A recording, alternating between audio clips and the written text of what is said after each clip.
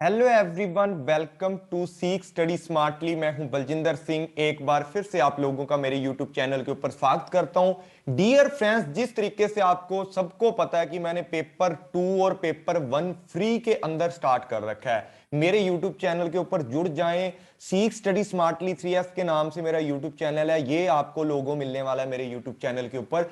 तो dear friends, कल मैंने आपको करवाया था ह्यूमन रिसोर्स मैनेजमेंट का पार्ट नंबर 1। इस क्लास को जो बंदा पहली बार देख रहा है, तो बच्चे पहले नंबर वाली क्लास देख करके आना। ये पार्ट नंबर 2 आपका है।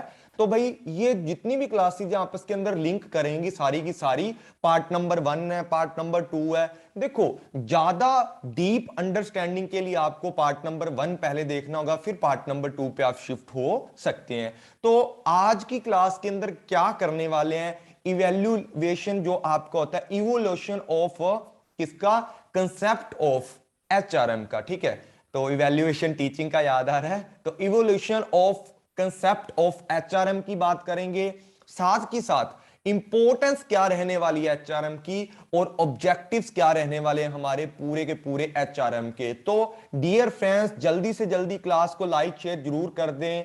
आप जितना ज्यादा लाइक शेयर करोगे, उतनी ज्यादा और अच्छी अच्छी क्लासेस मैं आपको प्रोवाइड करने वाला हूं। मतलब एक दिन के अंदर मतलब दो दो क्लासेस भी आपको प्रोवाइड करूंगा, अगर आप लोग अच्छे से सपोर्ट करोगे तो। उसके बाद डियर फ्रेंड्स, ये फ्री क्लासेस हैं, साथ की साथ मैंने पेड क्लासेस हैं वो आपकी 10 दिसंबर से स्टार्ट करने वाला हूं। ये फ्री की आपकी जो क्लासेस हैं ये भी चलेंगी साथ में, और आपकी पेड क्लासेस भी हैं। उसके अंदर आपकी 2 घंटों की क्लास रहने वाली है। एवरी क्लास आपकी 2 घंटों की होगी, और बहुत ही शानदार तरीके से मैं जिस तरीके से फ्री क्लासेस के अंदर कंसेप्ट क्लियर करता हूं, उसके अंदर भी फोकस करता हूं कंसेप्ट क्लैरिटी के ऊपर। साथ ही साथ आपको टेलीग्राम पर मॉक भी मिलने वाले हैं। 20 मॉक आपको सुपर क्वेश्चन के मेरे यूट्यूब चैनल के ऊपर मिलेंगे। 2015 से 21 तक के सारे पीवाईक्यू भी करवाऊंगा, एक्सपेक्टेड एमसीक्यू भी आपको मिलने वाले हैं, और पेपर 1 एंड पेपर 2 पूरे का पूरा आपको मिलने वाला है। यहां पर जो आपको एक्स्ट्रा चीजें मिलने वाली हैं, वो ये लास्ट की 4 चीजें आपको मिलने वाली हैं। वो क्या क्या चीजें हैं, वैसे तो 5 ही चीजें हैं। एक 4C कंसेप्ट मैंने चलाया है, जिसका मतलब क्या होता है, crux chart and comparative chart. मतलब 4C ये मार्केटिंग वाला नहीं है, ये 4C मैंने डेवलप किया खुद का।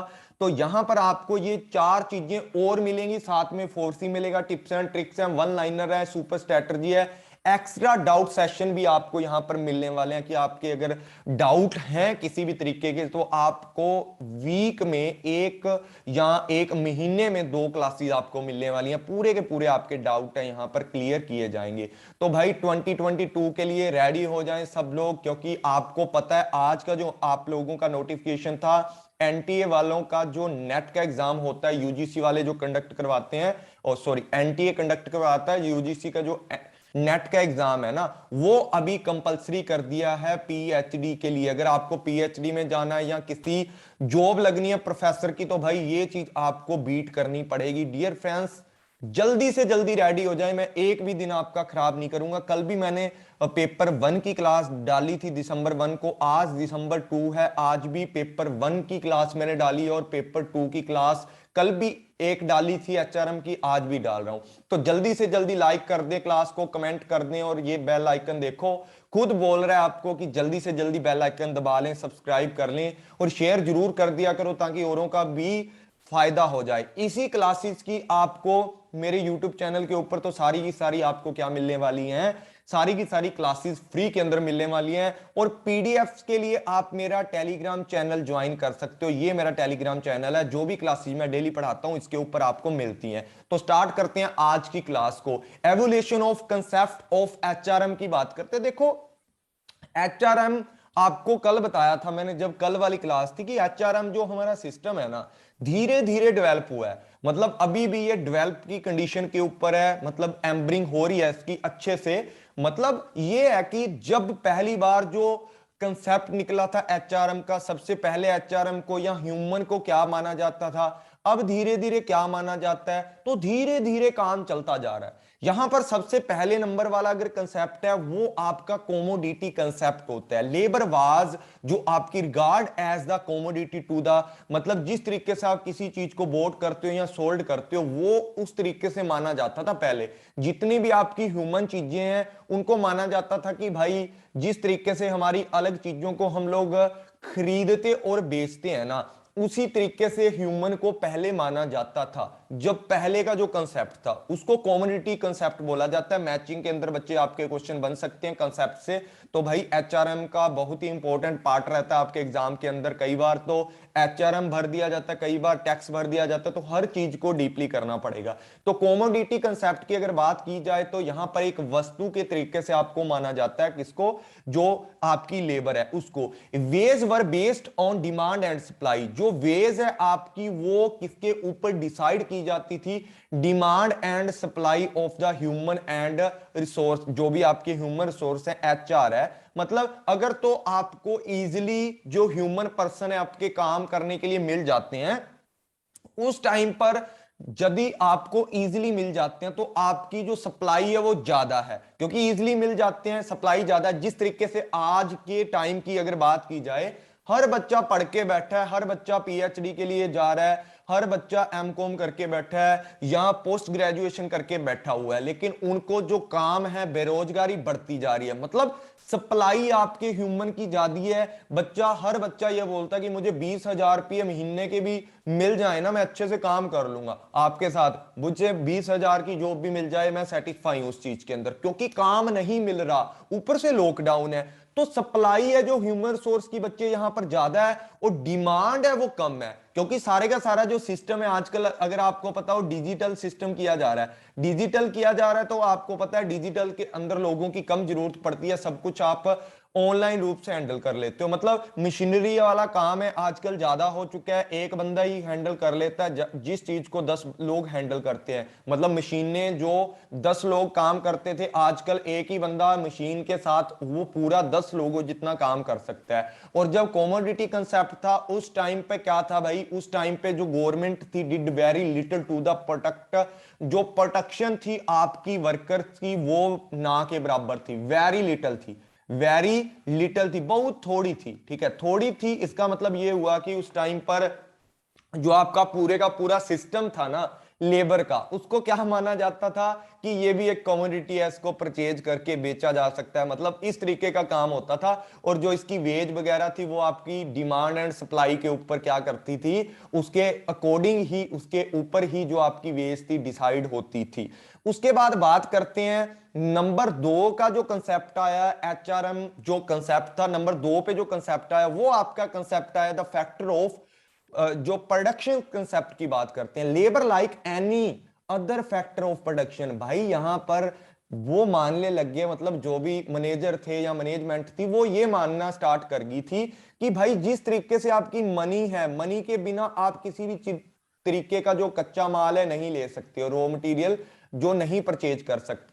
ठीक है, जो मटेरियल है आपका वो भी नहीं आ सकता, सब कुछ मनी के ऊपर है। मनी थी तो आपका मटेरियल था, मटेरियल था तो आपकी लैंड थी, लैंड थी तो आपके वर्कर भी इसी तरीके से आपके मशीनरी टूल के रूप में आपके सामने उभर करके आने स्टार्ट हो गए। मतलब आपका जो पूरे का पूरा सिस्टम था वो इस तरीके से चलने लग गया था कि प्रोडक्शन का जो सिस्टम है, प्रोडक्शन के जो आपके फैक्टर हैं, प्रोडक्शन के 4-5 फैक्टर होते हैं, आप सबको पता है, मनी, मटेरियल है, मशीन है, लैंड है, ये सारे के सारे फैक्टर हैं। Worker are like a machine tool, worker को फिर मशीन टूल माना गया। देखो यहां पर थोड़ी सी तवज्जो मिल गई है वर्कर को भी, पर वर्कर को अभी भी एक मशीनों के रूप में माना जा रहा था फैक्टर प्रोडक्शन के, कि वर्कर है ना वो लाइक का मशीन टूल है, उससे जितना मर्जी काम निकलवाओ, जिस तरीके से मशीन से निकलवाया जाता है वो सारी चीजें यहां पर आने लग गई थी। क्योंकि उस टाइम पर आपका जो क्या था, सप्लाई भी ज्यादा थी, या आपका उस टाइम पर अवेयरनेस नहीं थी ह्यूमन रिसोर्स को कि हमारा किस तरीके से लोग यूज कर रहे हैं वो चीजें। उसके बाद नंबर 3 पे बात करते हैं गुडविल कंसेप्ट की। गुडविल कंसेप्ट क्या होता है, welfare measure like a safety, first aid, lunch room वगैरह मिलने लग गए इनको, रेस्ट रूम वगैरह। मतलब गुडविल बनाने लगी कंपनी अपनी, जितने भी लोग एचआर को क्या करते थे, रिक्रूट करते थे ना, वो धीरे धीरे उनके अंदर सद्भावना जागने लगी कि भाई यार इतना काम करता है, मशीनों की तरीके से काम लेते हैं, इनके लिए कुछ ना कुछ तो होना चाहिए।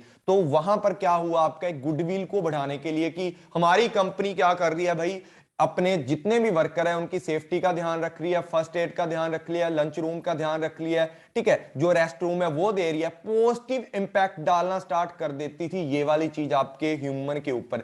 जब इतना सब कुछ सेफ्टी मिलती थी, फर्स्ट एड मिलती थी, लंच रूम मिलता था या आपको रेस्ट रूम मिलता है, तो वर्कर को एक गुडविल जैसा देखता है कि भाई मेरी भी कोई एक इमेज है कंपनी के अंदर, तो उसके साथ क्या होता था, एक पॉजिटिव इंपैक्ट पड़ता था हमारे वर्कर्स के ऊपर, और वर्कर ज्यादा मोटिवेट होकर के क्या करते थे, मोटिवेशन आकर के क्या करते थे, वो ज्यादा से ज्यादा भाई क्या करते थे, वर्क करते थे आपकी कंपनी के अंदर। तो इस तरीके से भाई आप लोगों ने मैचिंग के अंदर ये क्वेश्चन आ सकते हैं कि कमोडिटी के अंदर ये चीज बोली गई है, फैक्टर प्रोडक्शन के अंदर ये चीज बोली गई है, गुडविल कंसेप्ट के अंदर ये चीज बोली गई है। उसके बाद बात करते हैं पैटर्नलिस्टिक या आपका पैटर्नलिज्म, ठीक है। अब ये बात ये है कि management must assumption of fatherly and जो आपकी प्रोडक्टिव या आपका जो प्रोटेक्टिव एटीट्यूड रखती थी, मतलब सुरक्षा का प्रोटेक्शन प्रोटेक्शन रखने लगी थी। अब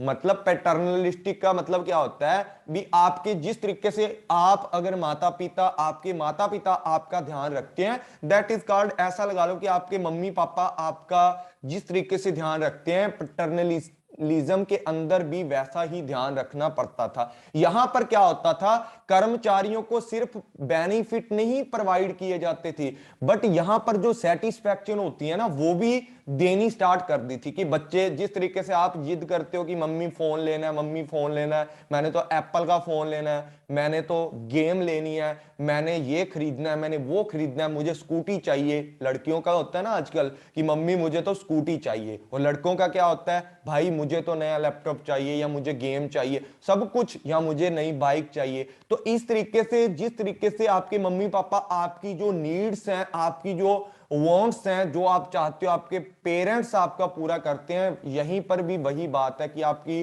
पेरेंट जो आपकी पैटर्नलिज्म है, जो आपका पैटर्नलिज्म या पैटर्नलिस्टिक है, इसके अंदर भी आपका पूरे का पूरा जो काम किया जाता था, आपको ज्यादा से ज्यादा सेटिस्फैक्शन किया जाता था।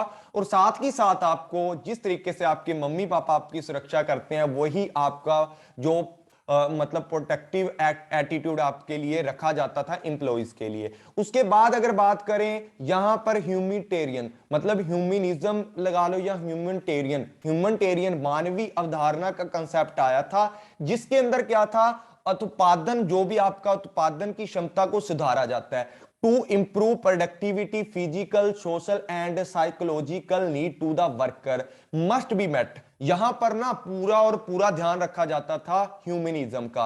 ह्यूमनिज्म मतलब ह्यूमनिटेरियन का ध्यान रखती थी, जो आपकी ह्यूमन रिसोर्स है ना, उनका ध्यान रखा जाता था किस तरीके से कि उनकी जो प्रोडक्टिविटी है कैसे इंप्रूव की जाए, उसके फिजिकल का ध्यान रखा जाएगा, सोशल चीजों का ध्यान रखा जाएगा, साइकोलॉजिकल जो नीड्स है उनका भी ध्यान रखा जाएगा। ये चीजें तो मस्ट थी कि इन चीजों को रखना पड़ेगा, इन चीजों को। और अगर मेयो या अदर स्टेटमेंट, एक बंदा था मेयो, उसने और अदर लोगों ने बोला था, money is less a factor in the determinating output that group standard group incentive and security. देखो यहां पर अगर बात की जाए ना, या अन्य लोगों ने कहा कि समूह के जो आपके स्टैंडर्ड होते हैं, ग्रुप के जो स्टैंडर्ड होते हैं, उसके साथ साथ ग्रुप के जो इंसेंटिव होते हैं, उसकी जो सिक्योरिटी होती है, अगर उसकी तुलना पैसे से की जाए ना, वो कम है। पैसा एक कम चीज है, ठीक है ना, पैसा एक कम चीज है। अगर आप ह्यूमनिज्म के तरीके से देखोगे, ह्यूमनिटेरियन के तरीके से देखोगे ना, ह्यूमनिटेरियन के तरीके से देखोगे, तो पैसा आपका एक साइड में रह जाता है, और ग्रुप के जो स्टैंडर्ड होते हैं, लोगों की रिस्पेक्ट करना, ग्रुप के जो इंसेंटिव होते हैं या ग्रुप की जो सिक्योरिटी जो होती है, मतलब आपके एचआरएम की बात कर रहे हैं, एचआर की बात कर रहे हैं, ह्यूमन रिसोर्स के लिए अच्छे स्टैंडर्ड फिक्स करना, उनका एक क्राइटेरिया फिक्स करना, हर चीज के लिए उनको इंसेंटिव देना, उनको सिक्योरिटी प्रोवाइड करना, भाई ये चीज पैसे से भी ज्यादा ऊपर की बातें हैं। ठीक है, जो बंदा कंपनी में काम करता है ना उसको पता है। एक बंदे को 1 लाख रुपया मान लो क्या मिलती है महीने की, जो उसकी सैलरी है वो मिलती है, लेकिन इसकी इज्जत है ना जो ग्रुप के अंदर, इसकी इज्जत बिल्कुल नहीं है। तो ये बंदा जी नहीं सकता। ये बंदा 1 लाख रुपया लेते हुए भी पता क्या सोचेगा, यार मेरे लिए पता नहीं क्या बातें करते होंगे, टेंशन में रहता है एक तरीके से।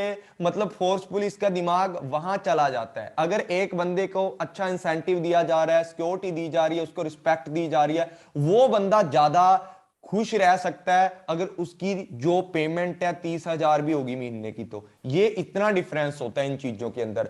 और दूसरा ये है कि संगठन है जो आपका ऑर्गेनाइजेशन इज सोशल सिस्टम होगा, and both economic and social जो आपके डायमेंशन है उसके अंदर निर्धारित किए जाएंगे। उसके बाद ह्यूमन रिसोर्स कंसेप्ट की बात करते हैं, जो आपका ह्यूमन रिसोर्स मैनेजमेंट की बात करते हैं ना, यहां पर क्या होता है, employee are the most valuable asset of the, यहां पर ह्यूमन के लिए ना एक मतलब जिज्ञासा सी मिलती है, उसको संतुष्टि मिलती है, अंदर की सेटिस्फैक्शन मिलती है उसको कि भाई मैं भी एक बड़ी संस्था का, बड़े ऑर्गेनाइजेशन का एक वैल्यूएबल एसेट्स हूं। तो ह्यूमन रिसोर्स कंसेप्ट जब आया ना कि ह्यूमन रिसोर्स है वो आपकी कंपनी के लिए बहुत ही ज्यादा वैल्यूएबल एसेट्स हैं, एंड रियलाइज करवाया जाता है ऑर्गेनाइजेशन के अंदर कि भाई आपके लिए जो ऑर्गेनाइजेशन के गोल है ना वो आपके गोल है। ठीक है, तभी उनको क्या होती है, ज्यादा सेटिस्फैक्शन मिलती है।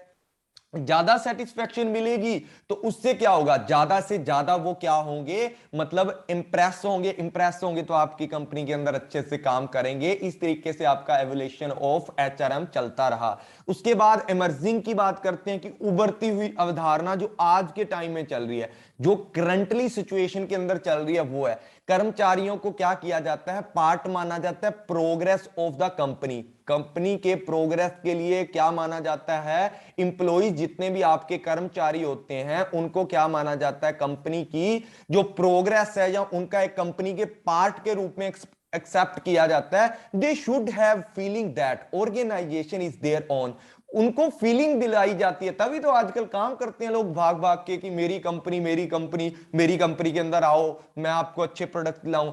उनको एक फीलिंग भी दिलाई जाती है। जो आपका इमर्जिंग कंसेप्ट है ना, आज का जो एचआरएम का कंसेप्ट चल रहा है, ह्यूमन रिसोर्स का कंसेप्ट चल रहा है, उनको फील करवाया जाता है कि भाई आप हमारी कंपनी के पार्ट नहीं हो, आपकी ही कंपनी है।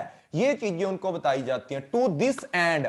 तो यहां अगर देखा जाए तो इसलिए manager must offer better quality of work, working life आपको अच्छी गुणवत्ता जीवन की प्रदान करता है। आपका जो वर्क स्पेस होता है वहां पर आपको अच्छी लाइफ प्रदान करता है, एंड ऑफर देता है आपको अच्छी अच्छी जो अपॉर्चुनिटीज होती हैं उनके लिए, एंड पोटेंशियल जो आपकी क्या होती हैं, जो नीड्स होती हैं, जो आपकी एक्सप्लॉइट होती हैं, मतलब आने वाले आपको अवसर दिए जाते हैं। और आने वाले टाइम के अंदर भाई आपको ज्यादा से ज्यादा अपने एचआर रिसोर्स की डेवलपमेंट के ऊपर भी ध्यान दिया जाता है। अब ये बोलोगे सर जी ये क्या फंडा स्टार्ट कर दिया आपने। देखो अमर्जिंग के अंदर ये होता है कि आपकी कंपनी के अंदर जो भी पर्सन है वो आपकी कंपनी के पार्ट भी हैं, ठीक है, साथ के साथ प्रोग्रेस करते हैं वो कंपनी की, साथ के साथ उनको फीलिंग भी दिलानी है कि भाई आप हमारी कंपनी के पार्ट नहीं हो, ये कंपनी और ऑर्गेनाइजेशन ही भाई आपका है। ठीक है, उसके बाद बेटर क्वालिटी, उसको वर्क लाइफ की बेटर क्वालिटी दी जाती है, अच्छी अच्छी अपॉर्चुनिटी के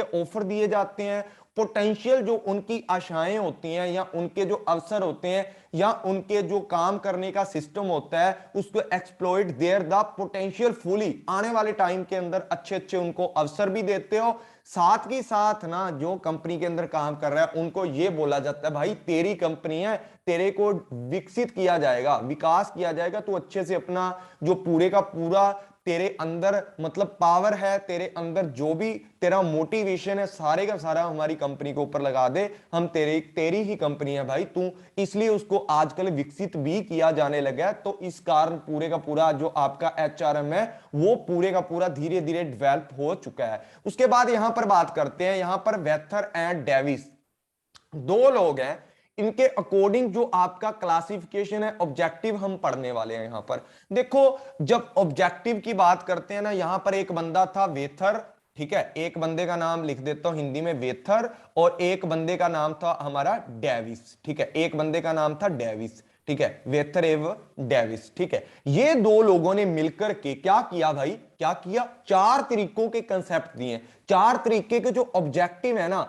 कंपनी के लिए, वो डिसाइड किया कि एक कंपनी के अंदर भाई ये चार जो ऑब्जेक्टिव है ना, ये तो भाई होने ही होने चाहिए। बाकी छोड़ो, बाकी भी ऑब्जेक्टिव होते हैं अलग अलग तरीके के, पर ये जो चार तरीके के ऑब्जेक्टिव है भाई, ये तो आपके होने ही चाहिए। देखो, आज मैं इंपॉर्टेंस भी पढ़ाऊंगा आपको, लेकिन आने वाली क्लास के अंदर बहुत ही अच्छे से एक्सप्लेनेशन भी करूंगा और सारी जो आपकी इंपॉर्टेंस है, क्योंकि यहां से आपके बहुत सारे क्वेश्चन बन जाते हैं कई बार।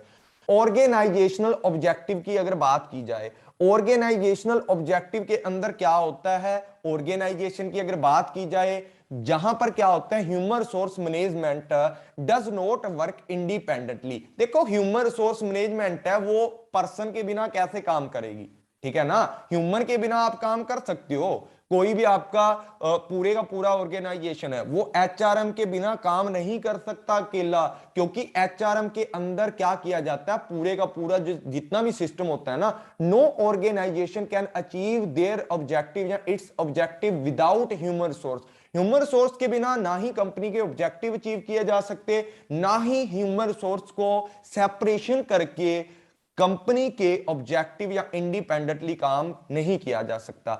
जिस तरीके से आपके ऑर्गेनाइजेशन के अंदर अदर ऑल रिसोर्सेज होते हैं, like a money, material, technology and machine dependent on the efficiency and capacity of the human resource, उसी तरीके से हमें डिपेंड रहना पड़ता है किसके ऊपर, जिस तरीके से हम अदर रिसोर्स को इंपॉर्टेंस देते हैं, मनी, मटेरियल, मैन को छोड़कर जितनी भी चीजें आती हैं, लैंड होगी आपकी, टेक्नोलॉजी है, मशीन है, वो सारी की सारी चीजें भाई, उसके अलावा जो आपके ह्यूमन रिसोर्स हैं वो भी सबसे इंपॉर्टेंट है। Human resource is an excellent resource which help in the achieve the objective of the organisation in the economical and effective manner. यहां पर बात करते हैं ह्यूमन रिसोर्स इतने एक्सीलेंट रिसोर्स होते हैं हमारी कंपनी के अंदर, हमारे ऑर्गेनाइजेशनल के अंदर, इनका ये ऑब्जेक्टिव होता है, ये आपको पूरे के पूरा जो सिस्टम है ना कंपनी का, उनको एक इकोनॉमिकल तरीके से, इकोनॉमिकल तरीका क्या होता है, सबसे सबसे सस्ते वे में, सबसे सस्ते वे के अंदर आपको आपके ऑब्जेक्टिव को पूरा करके देता है, और इफेक्टिव, प्रभावशाली माइनर से, प्रभावशाली तरीके से आपके उद्देश्य हैं जो पूरे करते हैं। और हर डिपार्टमेंट के अंदर this department should work in the coordinate with the all other. जब एचआरएम आपका काम करता है ना, ह्यूमन रिसोर्स काम करता है, तो सारे के सारे ऑर्गेनाइजेशनल के अंदर जितने भी डिपार्टमेंट है, एचआरएम ही काम करता है, वहां पर एचआर ही काम करता है, ह्यूमन रिसोर्स काम करते हैं, उनके लिए इनकी मैनेजमेंट जरूरी होती है, उनके लिए मैनेजमेंट करके इनके बीच में कोऑर्डिनेशन किया जाता है, ताकि सारे के सारे जो अपने ऑर्गेनाइजेशन है उसके गोल्स को अचीव किया जा सके। उसके बाद बात करते हैं फंक्शनल ऑब्जेक्टिव भी होते हैं। देखो, जब हम लोगों ने पीछे पढ़ा ऑर्गेनाइजेशनल, ऑर्गेनाइजेशनल के अपने ऑब्जेक्टिव होते हैं, यहां पर एचआरएम को चार तरीके से कैटेगराइज किया गया है कि भाई एचआरएम के चार तरीके के क्या होते हैं हमारे ऑब्जेक्टिव है। पहला ऑब्जेक्टिव ऑर्गेनाइजेशनल ऑब्जेक्टिव था कि आप ऑर्गेनाइजेशनल के जितने भी रिसोर्स हैं उनको समझते हो। अब फंक्शनल के अंदर क्या होता है भाई, एचआरएम की बात कर रहे हैं यहां पर, एचआरएम, एचआर का मतलब होता है ह्यूमन रिसोर्स की मैनेजमेंट को करना। ह्यूमन रिसोर्स की मैनेजमेंट है, मैनेजमेंट के अंदर बहुत सारे फंक्शन होते हैं, यहां पर जो वही फंक्शन एचआरएम के लिए किए जाते हैं, एचआर के लिए किए जाते हैं। The HR department should keep in the mind the demands and requirement of the organization। HRM के जो HR होता है आपका, या जो भी HR डिपार्टमेंट होता है, जो भी HRM को संभालता है, ह्यूमन रिसोर्स मैनेजमेंट को संभालता है, वो अपने दिमाग के अंदर ना कुछ बातों को ध्यान में रखता है। कैसी बातों को ध्यान में रखता है कि हमारी कंपनी के अंदर कितने लोगों की जरूरत है, कितने लोगों को बाहर निकालना है हमारी कंपनी से, कितने लोगों को ट्रेनिंग की जरूरत है, कितने लोगों का डेवलपमेंट करना है, कब लोगों की असेसमेंट करनी है, इवैल्यूएशन करना है, ताकि उसके लिए वेज वगैरह डिसाइड की जाए या नए नए जो स्टैंडर्ड्स हैं आपके उनको सेट किया जा सके, वो सारी कामों के लिए फंक्शनल जो आपका ऑब्जेक्टिव है जरूरी होता है। तो यहां पर आपका सारा का सारा ह्यूमन रिसोर्स प्लानिंग, रिक्रूटमेंट जो आपकी होती है, या आपका सिलेक्शन होता है, या आपकी जो ट्रेनिंग होती है, या आपका development, assessment, evaluation of the जो आपके इंप्लॉय रिलेशनशिप होते हैं, वो भी आपके एचआरएम रिलेशनशिप, आपको पता होगा ना एचआर रिलेशनशिप भी इसके अंदर क्या किया जाता है भाई, इंक्लूड किया जाता है। यहां पर employ are the available as per the present and change need. आपको पता है आपके ऑर्गेनाइजेशन के अंदर धीरे धीरे जो, अगर आप ऑर्गेनाइजेशन को एक्सपेंड कर रहे हो, ठीक है, तो आपकी जो नीड होगी किसकी, इंप्लॉइज की, जो आपकी कंपनी के अंदर काम करते हैं, उनकी भी ज्यादा जरूरत पड़ेगी आपको, उनकी जरूरत पड़ेगी। तो एज प्रेजेंट की बात कर रहे हैं और एज फ्यूचर की, जिस तरीके से आपकी नीड चेंज होती जाती है आप उसी तरीके से रिक्रूटमेंट करते रहते हो, ठीक है। मतलब रिक्रूटमेंट करते रहते हो, इसका मतलब यह है कि भर्तियां करते रहते हो लोगों की, और साथ ही साथ उनका सिलेक्शन करके, उनको ट्रेनिंग दे करके अपनी कंपनी के अंदर एक पार्ट बना के उसको क्या कर देते हो, एक तरीके से उनसे काम लेते हो और उनको सैलरी वगैरह या कंपनसेशन वगैरह उनकी देते रहते हो। उसके बाद तीसरे की बात करते हैं। तीसरे की अगर यहां पर बात की जाए, पर्सनल ऑब्जेक्टिव, निजी या पर्सोनल ऑब्जेक्टिव भी बोला जा सकता है इसको, लेकिन यहां पर जो आपका है कौन सा है, पर्सोनल ही है आपका, ठीक है ना। पर्सोनल जो आपका ऑब्जेक्टिव है यहां पर रहने वाला है। निजी उद्देश्य कौन से हैं, देखो यहां पर एचआरएम का जो निजी काम होता है वो आप लोगों को पीछे भी यहां मैंने बताया ये सारे फंक्शन करता है एचआरएम, ठीक है। अब यहां पर पर्सोनल ऑब्जेक्टिव क्या आते हैं, human resource help in the achieving the objective of the organisation. Organisation के ऑब्जेक्टिव को अचीव करने के लिए ह्यूमन रिसोर्स मैनेजमेंट करनी चाहिए, या ह्यूमन रिसोर्स बहुत ही ज्यादा इंपॉर्टेंट होते हैं। इनकी सेटिस्फैक्शन के लिए, ह्यूमन रिसोर्स की सेटिस्फैक्शन के लिए पर्सोनल ऑब्जेक्टिव को क्या किया जाता है, कंपनी के अंदर क्या किया जाता है, लागू किया जाता है। Satisfaction and motivation employ will be work efficiency को ज्यादा करता है। आपको पता है जिस बंदे को आप ज्यादा से ज्यादा मोटिवेट करोगे, ज्यादा से ज्यादा उनसे काम लेना चाहते हो, तो जितना ज्यादा सेटिस्फाई होगा आपका इंप्लॉय, उतना ही ज्यादा मोटिवेट और सेटिस्फाई होगा, उतना ही ज्यादा वर्क एफिशिएंसी अच्छी है, उसके माइंड के ऊपर जो स्ट्रेस है ना वो कम होगी।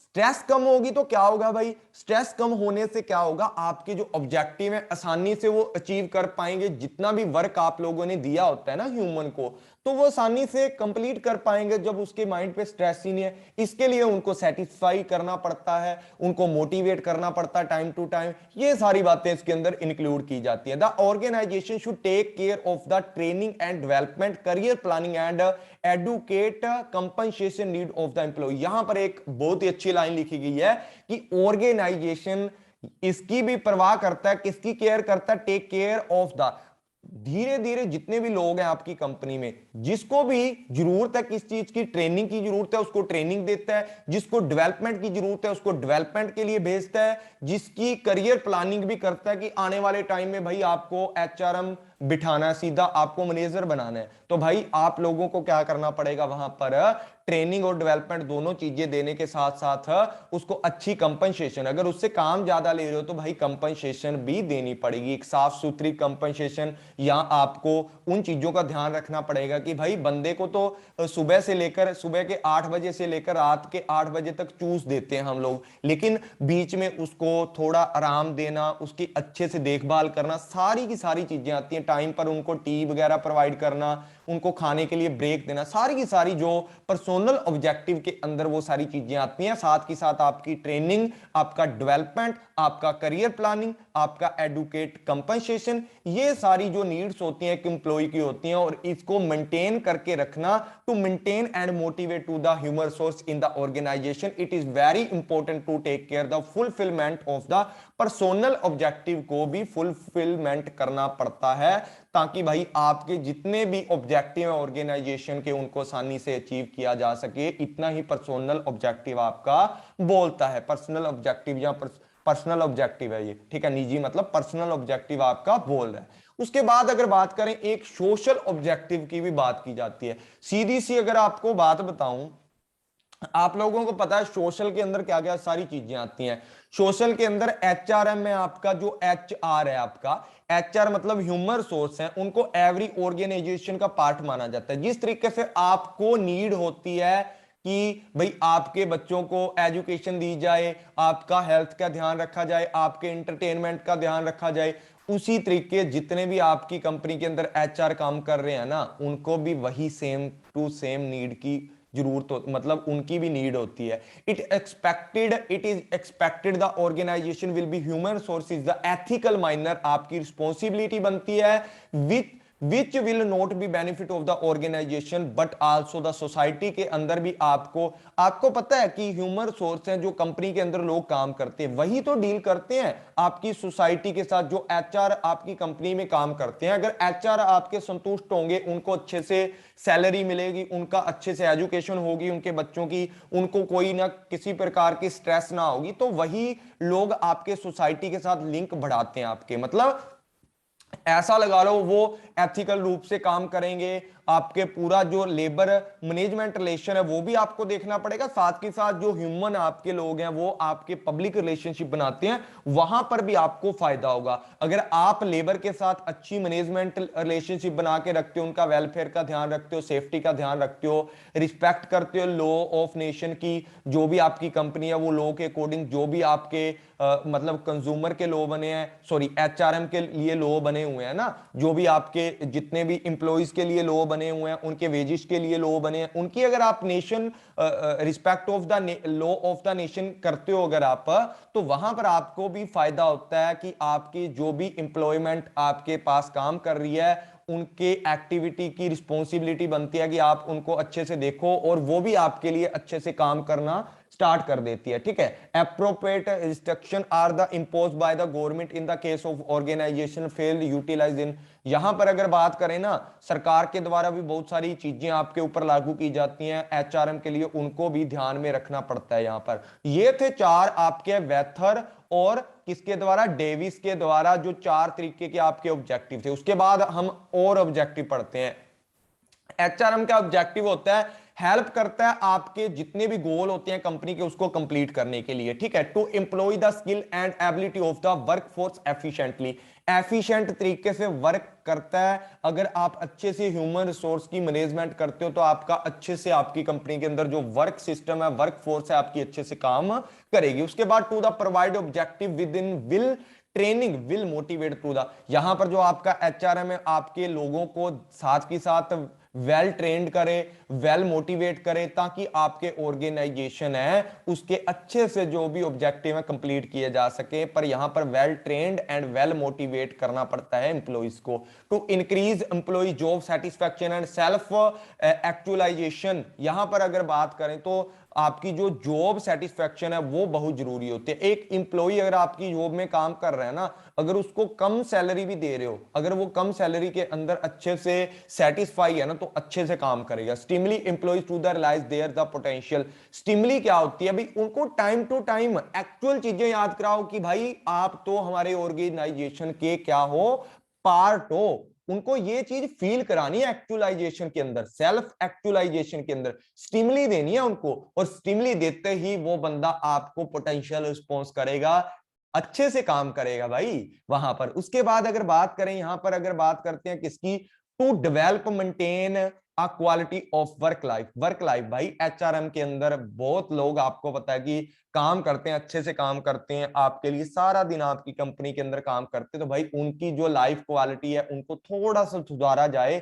उनका रख रखाव किया जाए, डेवलपमेंट किया जाए, उसको डेवलप किया जाए, मेंटेनेंस की जाए, तो भाई आपके वर्कर ज्यादा आपके लिए एफिशिएंट तरीके से काम कर सकते हैं। To communicate HR policy and to the all, जो एचआरएम है आपका ना, उसके अंदर क्या किया जाता है कि जितनी भी आपकी नई नई नीतियां आती हैं, नई नई पॉलिसियां आती हैं, उनको आपकी एम्प्लॉइज तक पहुंचाने में बहुत ही ज्यादा हेल्प होती है अगर एचआरएम आप लोगों ने एस्टेब्लिश किया। एचआरएम के अंदर क्या होता है, ये आपका सबऑर्डिनेट है, ये है, मतलब पूरे का पूरा जो मैनेजमेंट का सिस्टम होता है वो भी इसके अंदर लागू होता है। To ethically and socially responsive to the need of the social, ensuring compliance with the legal and ethics standard, यहां पर अगर बात करें समाज की जो जरूरतें होती है ना, उनका भी ध्यान रखें, क्योंकि सारे के सारे जो आपके एचआर हैं वो आपके समाज से ही तो लिए गए पर्सन है, तो उनका एथिकली और सोशली रूप से अच्छे से रिस्पॉन्सिव तरीके से ध्यान रखा जाए, इंश्योर किया जाए कंप्लेंशन with the legal.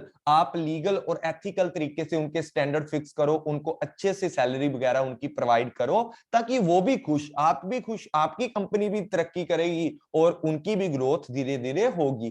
To provide opportunity दो उनको साथ की साथ, ठीक है, वॉइस इन द मैनेजमेंट, साथ की साथ उनका जो एक्सप्रेशन है, मतलब आप ना उनको, एचआरएम है जो आपका, इसका यही काम होता है कि जितने भी इंप्लॉइज है ना उनसे अच्छे आइडिया क्रिएट करें, करवाएं या उनसे अच्छे आइडिया लाएं, उनको मोटिवेट करें, भाई तुम तो हमारी कंपनी के पार्ट हो, भाई तुम अच्छे आइडिया नहीं दोगे तो कौन देगा। उससे एक उनको क्या होगी, voice in management. Voice in management का मतलब ये होता है कि उनको लगेगा कि हम ही मैनेजमेंट कर रहे हैं, मतलब वॉइस बने वो मैनेजमेंट की, मतलब उनको भी फील कराओ कि आप भी हमारी मैनेजमेंट का हिस्सा हो, आपको भी राइट है इस चीज का कि आप भी हमारी कंपनी के अंदर आकर के मैनेजमेंट कर सकते हो, आप हमारी कंपनी की मैनेजमेंट के भी हिस्से हो। यही तो एचआरएम है पूरे का पूरा। उसके बाद बात करते हैं to provide fair, acceptable and efficient leadership. अच्छी और साफ सुथरी और कुशल एक तरीके का, एक्सेप्टेबल ऐसा हो जिसको स्वीकार किया जा सके। ऐसा ना हो कि आप फोर्सफुली काम करवा रहे हो, कौन मानेगा भाई आपकी बात। फोर्सेबल आपने काम यहां पर नहीं करवाना, एक्सेप्टेबल होना चाहिए। आपका जो भी ह्यूमर सोर्स है आपकी बात मानने, वो एक तरीके का अनफेयर चीजों वाली बात नहीं करनी आपने, एक निष्पक्ष तरीके का आपका फेयर होना चाहिए पूरा का पूरा डिसीजन है, तभी आपकी लीडरशिप है इफेक्टिव और प्रभावी यहां पर हो सकती है। Establish, to establish sound organisational structure and desirable work relationship की बात करते हैं। वर्किंग रिलेशन, भाई सीधी सी बात है, यहां पर इन्होंने ये बात बोली है कि आपका ऑर्गेनाइजेशन साउंड, साउंड का मतलब है कि एक तरीका का फेयर बनाया होना चाहिए। ऐसा ना हो कि एक ही बंदे के ऊपर सारा का सारा काम लाद दिया। स्ट्रक्चर्ड वे से होना चाहिए, डिजायरेबल होना चाहिए, जिसकी जरूरत है हमें, ऐसा होना चाहिए, ठीक है। वर्किंग रिलेशनशिप भी ऐसा होना चाहिए, ऐसा ना हो कि एक ही बंदे के ऊपर सारे का सारा काम फेंक दिया और वो बंदा डिप्रेस्ड हो रहा है, स्ट्रेस ले रहा है और आपकी कंपनी से एक अच्छा जो आपका ह्यूमन सोर्स है वो चला जाए या वो काम छोड़ दे। ऐसा ना करें, ठीक है। एचआरएम के अंदर ऐसा नहीं होता, एक स्ट्रक्चर्ड वे का और डिजायरेबल वर्किंग रिलेशनशिप बनाना चाहिए। It aims to utilise the human source effective तरीके से। एचआरएम का यही मतलब होता है कि जितने भी हमारे ह्यूमन सोर्स है ना उनको सही जगह पर काम में लगाएं और सही समय पर काम में लगाएं और अच्छी पोस्ट के अकॉर्डिंग या स्किल्स के अकॉर्डिंग उनको काम दिया जाए, अच्छे से यूटिलाइज किया जाए। ऐसा ना हो कि हर बंदे से हर तरीके का काम ले रहे हो, वो बंदा वो काम करने में एफिशिएंट नहीं है, तो आपका इफेक्टिव तरीके से काम इफेक्टिवली नहीं हो सकता। उसके बाद यहां पर अगर बात करें आगे की जो बात है, it create the efficient organisation, वही स्ट्रक्चर की बात है कि आप एक अच्छी हायरार्की बनाएं अपने, उसके अंदर डिपार्टमेंट के लेवल के अकॉर्डिंग उनकी वर्क, जो नेचर ऑफ वर्क है या रिस्पॉन्सिबिलिटीज है, अकाउंटेबिलिटी है, वो उनके ऊपर डिपेंड करे। मतलब लेवल बना दो कि ये आपका टॉप लेवल के जो एचआर है, ठीक है, उसके बाद ये आपकी क्या है, मिडिल लेवल की एचआर है, ठीक है, और इसके बाद लोअर लेवल के एचआर है जो हेल्पर के रूप में आप लोगों के काम करेंगे। अगर नहीं करेंगे तो उसको कंपनी से बाहर निकालो। रिस्पॉन्सिबिलिटी एंड अकाउंटेबिलिटी आपकी यहां पर होनी चाहिए, वो आप लोगों को विभाजित करनी पड़ती है एचआरएम करते टाइम, ठीक है। उसके बाद HRM facilitates the maximum potential of the human development on the fronts, मतलब आने वाले टाइम के लिए आपको बड़ी पोस्टों के लिए तैयार करना या आपको नॉलेज देनी, ताकि आपको इतना विकसित कर दिया जाए। अगर आप लो लेवल पर भी काम कर रहे हो, आपको फीलिंग किसकी आनी चाहिए कि मैं हाई लेवल पर काम कर रहा हूं, और जब लो लेवल वाले बंदे हाई लेवल की फीलिंग के साथ काम करते हैं तो आपकी जो कंपनी है ना वो ऊंचाइयों को छूना स्टार्ट कर देती है। ये बात आप लोगों ने याद रखनी है यहां पर। उसके बाद अगर बात करें उनको एट ए टाइम, मतलब जब भी उनकी पर्सनैलिटी डेवलपमेंट करो, उनको ट्रेनिंग दो या ऐसा करो कि एम्प्लॉय को एडवांस रखो। यार एडवांस का मतलब ये है कि उनको डिजिटल रूप से भी जोड़ो, डिजिटल जो आपका सिस्टम है उसके तरीके से आप जोड़ना स्टार्ट कर दो उनको, डिजिटल तरीके से आप उनसे काम लो, उनको स्टार्ट करते रहो। आने वाले टाइम में उनका पूरे का पूरा जो योगदान है आपकी कंपनी के अंदर रहना चाहिए। एचआर आल्सो हेल्प करता है employ advance in the social front by the providing them will welfare service. Welfare service आपकी दी जाती है जिसके अंदर बहुत सारी चीजें आती हैं, प्रैक्स आ गए आपके, ठीक है ना, मतलब जिसके एक तरीके से ये लगा लो कि आपको टिप्स एंड ट्रिक्स, जो आपकी टिप्स होती है ना वो दी जाती हैं प्रैक्स के अंदर। उसके बाद अगर आपका इंश्योरेंस है वो करवाया जाता है, फाइनेंशियल इंसेंटिव है वो भी दिए जाते हैं, एक्स्ट्रा कंपनसेशन बोनस वगैरह सारे के सारे आपके यहाँ पर एचआरएम में दिए आपको जाते हैं। उसके बाद बात करते हैं एचआर ट्राई टू द रिकोनिलिक।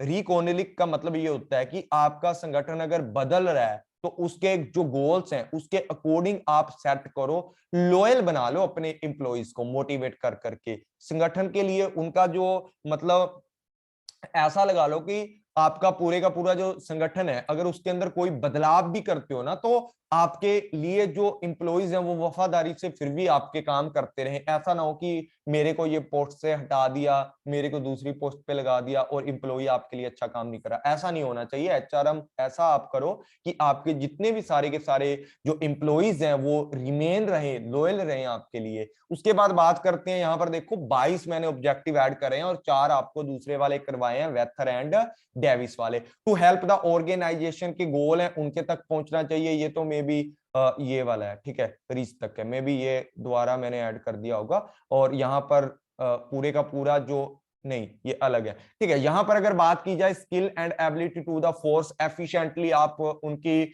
नियोजन करें, पूरे का पूरा एम्प्लॉय बनाएं, उनको जितने भी एम्प्लॉय है ना उनका एम्प्लॉय करें, मतलब उनकी जो प्लानिंग है, ठीक है, उनके लिए अच्छे से प्लानिंग करें पूरी की पूरी। अगर अच्छे से प्लानिंग करोगे तो उनकी स्किल और एबिलिटी को अच्छे से एफिशिएंट तरीके से यूज किया जा सकता है।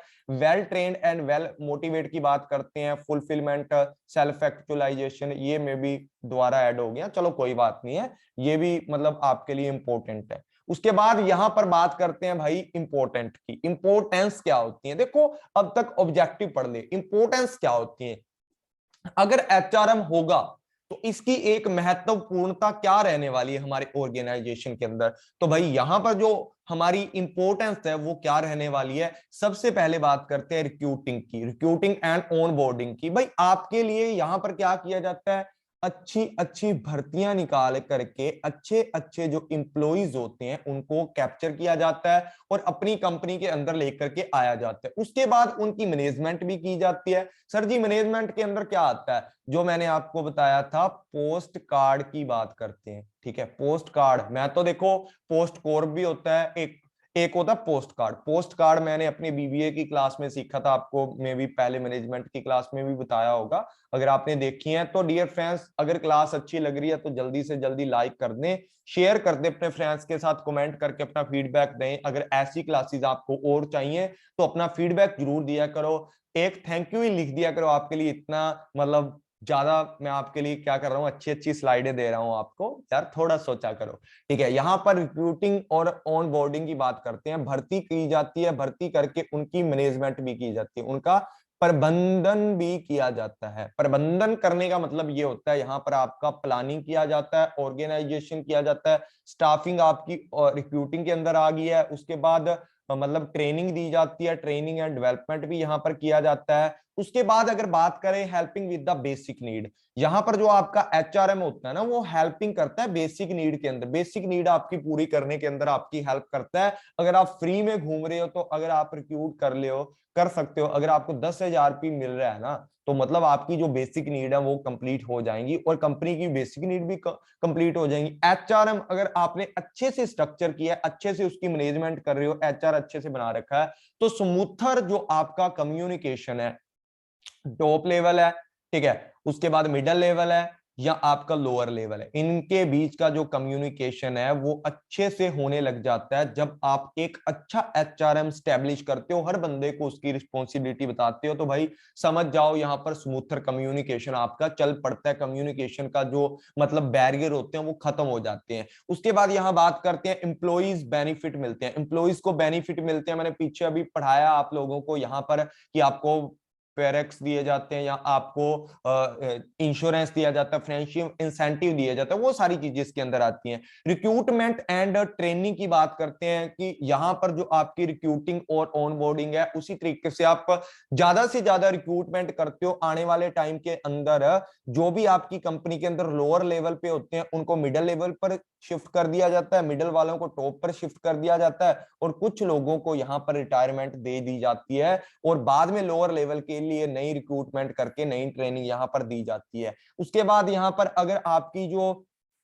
इंसेंटिव या आपको जो बोनस दिया जाता है या आपको जो इंसेंटिव दिए जाते हैं, वो किसके बेस्ड पर दिए जाते हैं? वो आपके दिए जाते हैं परफॉर्मेंस अप्रेजल के तरीके से आपको दिए जाते हैं। यहाँ ना मैं आपको बता देता हूँ, पोस्ट कार्ड याद कर लो भाई, सारी सारी चीजें आपको यहाँ पर याद हो जाएंगी। पी का मतलब प्लानिंग है, ओ का मतलब ऑर्गेनाइजेशन है, एस का मतलब स्टाफिंग है, टी का मतलब ट्रेनिंग है, सी का मतलब कंट्रोलिंग है। अगर कोई बंदा आपके यहाँ पर खराबी भी कर रहा है तो एचआरएम का वहां पर एक्शन लेने का भी, उसको कंट्रोल करने का भी हक होता है, इसके पास अथॉरिटी होती है। ठीक है, उसके बाद ए का मतलब क्या होता है? अप्रेजल या परफॉर्मेंस अप्रेजल इसको बोल सकते हो, कि आपकी परफॉर्मेंस को टाइम टू टाइम चेक किया जाता है, उसके बेस पर आपको इंसेंटिव दिए जाते हैं, एक्स्ट्रा इंश्योरेंस दिया जाता है, एक्स्ट्रा आपको क्या दिए जाते हैं? बोनस मिलते हैं। उसके बाद मेंटेनिंग द वर्क एटमॉस्फेयर, आपका जो जिस मतलब इन्वायरमेंट में रह करके काम करना है ना, इन्वायरमेंट में रह करके काम करना है, किसको काम करना है सर जी? जो आपका ह्यूमन रिसोर्स है ना, उसको काम करना है। तो उसके लिए एक अच्छा ऐसा ना हो कि यार जिस वर्क स्पेस पे आप काम कर रहे हो वहां पर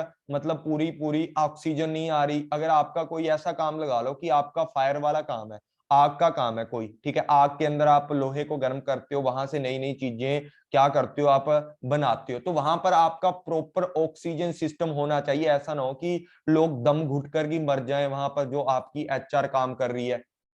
तो ये ऐसा आपका नहीं होना चाहिए। उसके बाद जो मैनेजिंग डिस्प्यूट्स होते हैं आपके, डिस्प्यूट का मतलब ये होता है किसी भी तरीके की आपकी लड़ाई झगड़ा हो गया, ठीक है, लड़ाई होगी आपकी, तो लड़ाई के अंदर आपका किसी भी तरीके का ये नहीं होना चाहिए कि आपका डिस्ट्रीब्यूट बढ़ता चला गया, डिस्ट्रीब्यूट आपका बढ़ता गया, ठीक है, उसको कंट्रोल करो। कंट्रोल करने के लिए आपकी मैनेजमेंट है, एचआर उसको कंट्रोल करेगा, एचआर मैनेजमेंट उसको कंट्रोल करके उसका सोल्यूशन निकालेगी सारे का सारा। अगर आपके लिए कोई भी हड़ताल कर रखी है ना, एचआर ने हड़ताल कर दी, किसी भी तरीके का स्ट्राइक कर दी, तो उसके पीछे कोई ना कोई तो रीजन होगा ना। उस डिस्प्यूट्स को क्या करना है आप लोगों ने? खत्म करना है और डेवलप करना है पब्लिक रिलेशनशिप। पब्लिक रिलेशनशिप कौन डेवलप करेगा? अगर आपके एम्प्लॉय अच्छे से सेटिस्फाई हैं, आप उनको अच्छे से क्या दे रहे हो? सैलरी दे रहे हो, तो आपके एचआर हैं वो दूसरी पब्लिक के साथ अच्छे रिलेशन भी बिल्ड करते हैं। Keeping check the employ satisfaction, भाई टाइम टू टाइम एम्प्लॉयज की जो सेटिस्फेक्शन है उसको चेक करते रहो। अगर एम्प्लॉय सेटिस्फाई है तो आपका पूरे का पूरा जो काम है वो यहाँ पर क्या हो सकता है? कवर हो सकता है। उसके बाद बात करते हैं यहाँ पर attract and retain talent. HR का इंपॉर्टेंस ये होती है कि बड़ी बड़ी कंपनियों से अच्छे अच्छे लोगों को अट्रैक्ट करके अपनी कंपनी में लाया जाता है, या आपका कोई ऐसा पर्सन अगर आपको मिलता है जो आपकी कंपनी के लिए फायदेदार है, या उस बंदे के अंदर अच्छा टैलेंट है ना, तो भाई सोच लो वहां पर कि उस बंदे को अपनी कंपनी के अंदर ला करके काम करवाना है। ठीक है, ये एचआरएम का एक मेन मोटिव यहाँ पर इंपॉर्टेंस रहती है इस चीज के लिए भी। आप उसके बाद train people of challenge roles, यहाँ पर ट्रेनिंग दी जाती है या ट्रेंड किए जाते हैं पीपल्स को चैलेंज के लिए, आने वाले चैलेंज के लिए उनको रोल निभाए। मतलब आने वाले टाइम में अगर आपको एचआरएम मैनेजर बना दिया जाए, एचआर का मैनेजर बना दिया जाए, तो किस तरीके के आपके सामने चैलेंज आएंगे, उनके लिए आपको ट्रेनिंग दी जाती है। ठीक है, यहाँ ट्रेन लिखा हुआ है, ट्रेंड लिख लो या तो ट्रेनिंग लिख लो। ठीक है, ट्रेनिंग लिख सकते हो यहाँ पर। Training to people to challenge to the role, role निभाने के लिए ट्रेनिंग दी जाती है अगर आपको किसी भी तरीके का रोल निभाना पड़े। डेवलप स्किल एंड कंपिटेंसी, आपकी जो क्षमता है, ठीक है, आपकी जो स्किल है, आपके जो कौशल्स हैं आपके अंदर, और आपकी जो क्षमता है उनको बढ़ाने के लिए आपसे ट्रेनिंग वगैरह डेवलपमेंट वगैरह आपका करवाया यहाँ पर जाता है। उसके लिए भी इंपॉर्टेंस रखता है आपका एचआरएम। उसके बाद जो प्रमोट किया जाता है टीम की स्पिरिट को, टीम सिपरेट मतलब टीम का जो सेपरेट है उसके लिए, मतलब सिपरेट का मतलब ये होता है कि आपके अंदर भावना, पैदा करना, कि आप टीम की भावना पैदा करना, उस चीज को प्रमोट करना है, लॉयल्टी एंड कमिटमेंट के ऊपर रहना है आपको, वो चीजें अपने जो एचआर है उनके अंदर डेवलप करनी है, ठीक है। इंक्रीज करती है प्रोडक्टिविटी एंड प्रॉफिट को। अगर आपका एचआर है, जो आपका ह्यूमन सोर्स है, अच्छे से सेटिस्फाई है, इंप्रूव जॉब सेटिस्फेक्शन उसकी अच्छी है, तो आपकी इंक्रीज हो जाएगी प्रोडक्टिविटी और आपका प्रॉफिट है वो भी।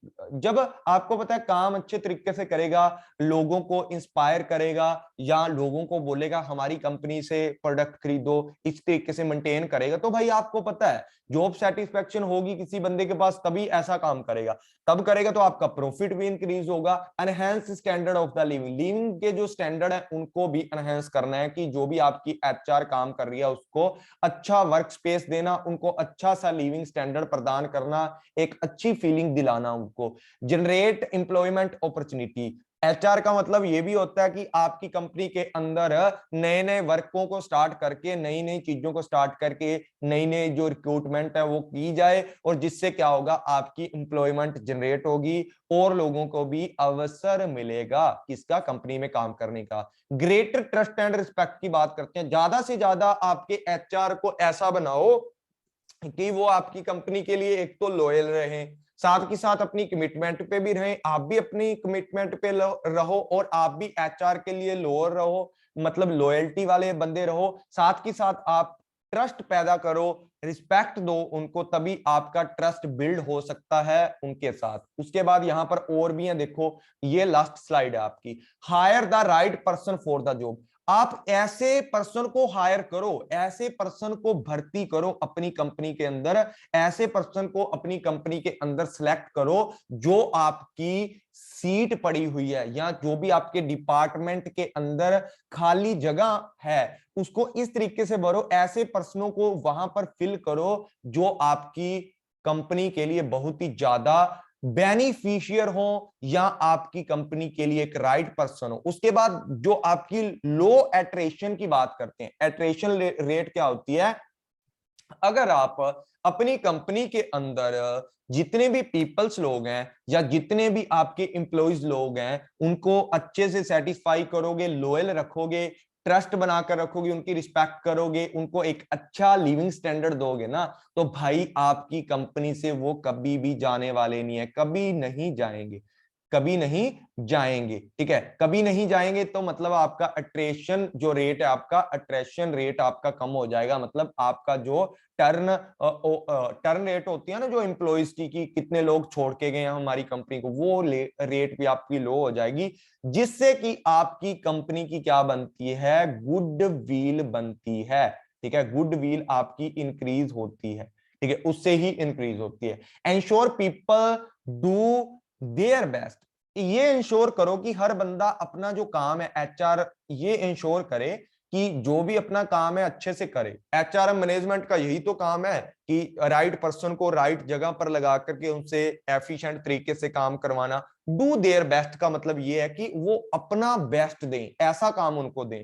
Time save is not conducting useless interviews, यहां पर जो एचआर होता है ना, आपको पता है कि यहाँ पर जो आपके लोअर वाले लोग हैं उनके ऊपर आपको उनका पता होता है कि वो अपना अच्छा दे रहा है उसको, तभी तो आप मिडिल लेवल पर भेज देते हो, मिडिल वालों को टॉप के ऊपर भेज देते हो, और जो नीचे वाले हैं ना, यहाँ पर दो चार लोग अगर नए रखने भी पड़ेंगे ना आपको, तो आप फालतू के इंटरव्यू कंडक्ट नहीं करोगे। जब आपके पास अच्छी एचआरएम होती है ना, उसको पता होता है ये बंदा अच्छा है, इसको यहाँ लगा दे तो पूरे का पूरा फंडा ही मतलब सेटल हो जाएगा, और टाइम भी आपका सेव होगा, और कम टाइम के अंदर ज्यादा एफिशिएंट तरीके से आप काम करवा सकते हो। Avoid legal action for any discrimination, आप ना किसी भी ह्यूमन सोर्स के साथ डिस्क्रिमिनेशन नहीं करोगे, भेदभाव नहीं करोगे। अगर ऐसा नहीं करोगे तो मतलब ये लगा लो कि आपका अवॉइड हो जाएगा लीगल एक्शन।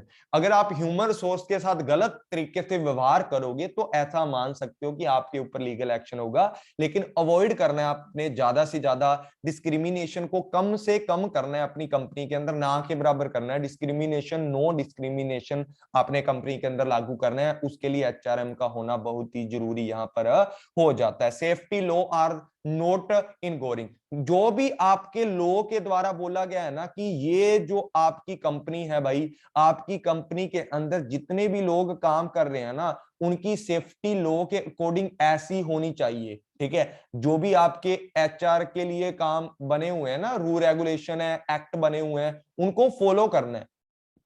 अब उनको फॉलो करना है तो इग्नोर नहीं करना। लॉज के द्वारा जो लॉ ने बोल दिया ना, लॉ ने कि ये सेफ्टी आपको करनी पड़ेगी अपनी कंपनी के अंदर हर इंप्लॉय की, तो भाई उस चीज को इग्नोर मत कर देना, नहीं तो आपकी कंपनी की जो गुडविल है वो बिल्कुल ही नीचे गिर जाएगी, आपके ऊपर गवर्नमेंट भी केस डाल देगी। Equity towards employ in relationship to salary etcetera. देखो यहां पर इक्विटी माननी चाहिए। ठीक है, मतलब ये है कि आपकी कंपनी के अंदर जितने भी इंप्लॉय काम कर रहे हैं ना, उनको इक्विटी दें, इक्वल सैलरी दें, हर बंदे को इक्वल सा या इक्विटी रखें, भेदभाव मत करें। वही डिस्क्रिमिनेशन वाला आ गया यहां पर। इफेक्टिव ट्रेनिंग अवॉइड करें, इफेक्टिव ट्रेनिंग अवॉइड करें कि ज्यादा से ज्यादा बंदे को प्रभावशाली ट्रेनिंग दे करके उनसे खून निचोड़ना, प्रभावी तरीके से ट्रेनिंग। अरे भाई आप उनको अच्छे से काम करो, उनका डेवलपमेंट करो, उससे ही आपका काम बन जाएगा। ठीक है ना। उसके बाद अनफेयर लेबर प्रैक्टिस। लेबर है ना जो आपकी काम कर रही है आपकी कंपनी के अंदर है, तो भाई एक सीधी सी और सिंपल सी आपको बात बता देता हूं, उनके साथ कभी भी गलत मत करना, क्योंकि यही आपकी कंपनी को आगे लेकर के जाते हैं। तो भाई ये सारी की सारी चीजें यहां पर क्या की जाती हैं, इंक्लूड यहां पर की जाती हैं। उसके बाद लेबर ऑफ द पर्सोनल जो आपका एस्पेक्ट है, इसको भी यहां पर इंक्लूड किया जाता है। पर्सोनल आपका जो एक्सपेक्ट होता है ना, इसके अंदर ना बहुत सारी चीजें होती हैं। कौन कौन सी चीजें होती हैं, जैसे आपका पर्सोनल के अंदर आपका क्या आ गया, रिक्रूटमेंट होगी, या आपका जो पर्सोनल आपके एस्पेक्ट्स है ना, उसके अंदर रिक्रूटमेंट आ गई, सिलेक्शन आ गई, मैन पावर प्लानिंग आ गई, या आपकी जो रिटायरमेंट आ गई। ठीक है, या आपका रिमेन्युएशन आ गया, इसके अंदर इंसेंटिव आ गया, प्रोडक्टिविटी आ गई, या ट्रेनिंग एंड डेवलपमेंट आ गया। वो सारी चीजें भी यहाँ पर इंक्लूड की जाती हैं कि लेबर और पर्सनल एस्पेक्ट्स हैं, उनको साथ में रखा जाना चाहिए। ये जो पॉइंट है आपका स्कोप के अंदर भी आ सकता है। ठीक है, ये जो आपका पॉइंट है स्कोप के अंदर भी बच्चे आ सकता है। तो डियर फ्रेंड्स, आज की क्लास कैसी लगी मुझे कमेंट करके जरूर बताना। इसी तरीके से डेली वाइज आपको 1 घंटे क्लास पेपर 1 और 1 घंटे क्लास पेपर 2 की मिलने वाली है। टीचिंग एप्टीट्यूड मैंने फ्री के अंदर स्टार्ट कर रखा है भाई, जिसने नहीं देखा 2 क्लासेस हो चुकी हैं, और एचआरएम की पहली क्लास भी आप लोगों ने नहीं देखी तो देख लें, ये एचआरएम की सेकंड क्लास है भाई, देख लें जल्दी से जल्दी, आपका ही फायदा है, आपको ही आने वाले एग्जाम के अंदर फायदा होगा। तो इतनी ही आज की जो हमारी क्लास थी। Thank you all friends, take care, मिलते हैं नेक्स्ट क्लास के अंदर।